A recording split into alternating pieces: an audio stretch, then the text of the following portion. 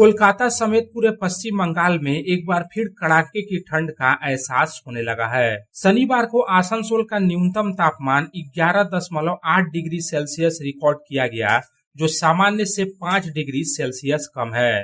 मौसम विभाग के अनुसार दिन चढ़ने के साथ धूप खिलने से ठंड से राहत मिलेगी, लेकिन सुबह और रात के वक्त ठिठुरन बनी रहेगी। मौसम विभाग के अनुसार राज्य के उत्तरी और दक्षिणी दोनों हिस्सों में तापमान में लगातार गिरावट आ रही है। कोलकाता का न्यूनतम तापमान शनिवार को गिरकर 14.4 डिग्री सेल्सियस रिकॉर्ड किया गया, जो सामान्य से 2.5 डिग्री सेल्सियस कम है।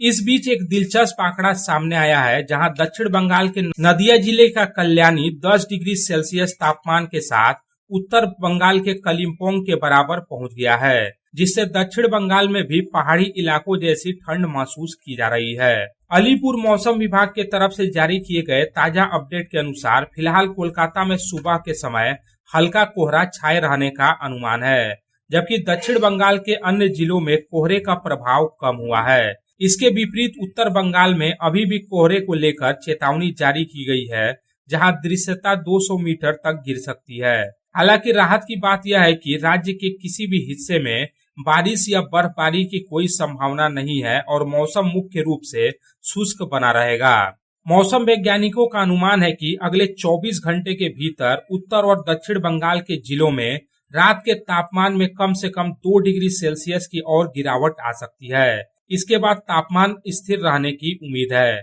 शनिवार को 5.5 डिग्री सेल्सियस के साथ दार्जिलिंग राज्य का सबसे ठंडा स्थान रहा। दक्षिण बंगाल के अन्य इलाकों में भी ठंड का असर दिख रहा है। बीरभूम जिले के सिवड़ी में पारा 10.2 डिग्री सेल्सियस, शांति निकेतन में 11 डिग्री, बांकुड़ा में 11.1 डिग्री सेल्सियस रिकॉर्ड किया गया। इस तरह से देखा जाए तो सुबह और रात के वक्त अगले कुछ दिनों तक ठंड का प्रकोप जारी रहेगा। Bureau report, public times.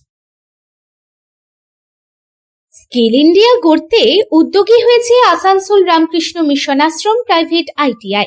মাধ্যমিক উত্তীর্ণ ছাত্রছাত্রীদের স্কিল ডেভেলপ করতে Asansol Ramakrishna Mission Ashram private ITI এর উদ্যোগ জীবন নির্মাণে আলোর দিশা।